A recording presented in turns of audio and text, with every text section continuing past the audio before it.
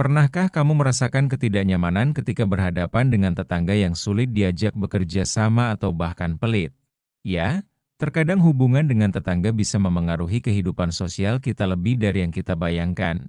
Dalam video ini, kita akan membahas 5 tanda tetangga pelit yang bisa merusak kehidupan sosialmu dan bagaimana cara menyikapinya. Tapi sebelum kita melanjutkan videonya, sebaiknya teman-teman like dan subscribe dulu video ini. Jika sudah, ayo kita lanjutkan ceritanya. Let's go, simak baik-baik, siapa tahu salah satunya ada di lingkunganmu.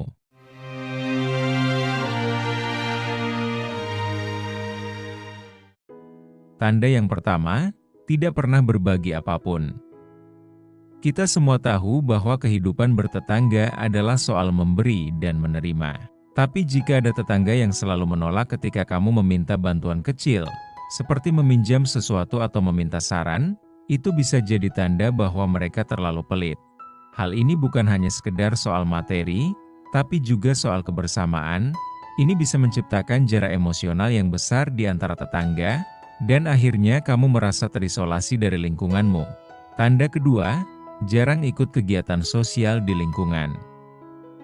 Entah itu arisan, kerja bakti, atau pertemuan RT, orang-orang seperti ini cenderung tidak mau berinvestasi dalam hubungan sosial di lingkungan, karena mungkin bagi mereka, waktu dan uang yang dikeluarkan tidak sebanding dengan keuntungan yang didapat.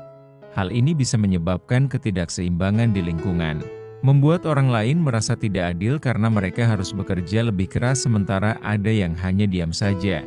Tanda ketiga, tidak menghargai kebaikan orang lain.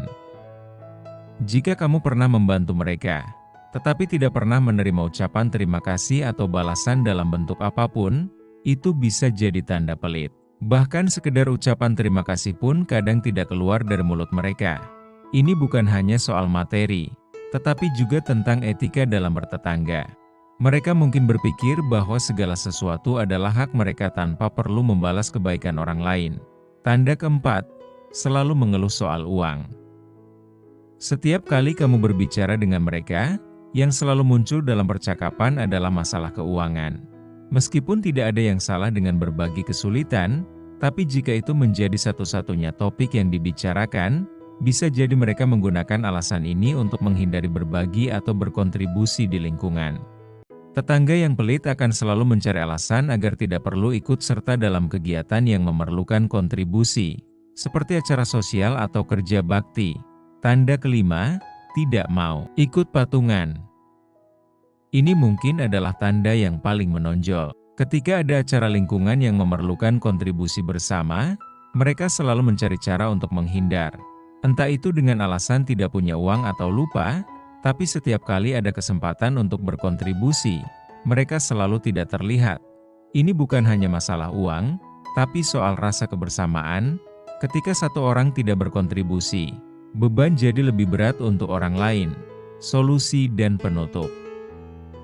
Jadi, bagaimana cara menghadapinya? Sebenarnya, menghadapi tetangga pelit butuh kesabaran dan pendekatan yang bijak. Kita bisa mulai dengan komunikasi yang terbuka, mencoba memahami situasi mereka, atau mungkin memberi contoh dengan tetap berbuat baik meskipun kita tahu mereka tidak akan membalasnya. Namun, jika sikap mereka sudah terlalu merusak hubungan sosial di lingkungan, tidak ada salahnya untuk membahasnya dalam forum warga agar bisa dicari solusi bersama. Ingat, hubungan baik dengan tetangga sangat penting untuk kehidupan sosial yang sehat. Jangan biarkan satu tetangga pelit merusak keharmonisan seluruh lingkungan. Kamu punya kekuatan untuk menjaga hubungan baik dan menciptakan lingkungan yang nyaman untuk semua.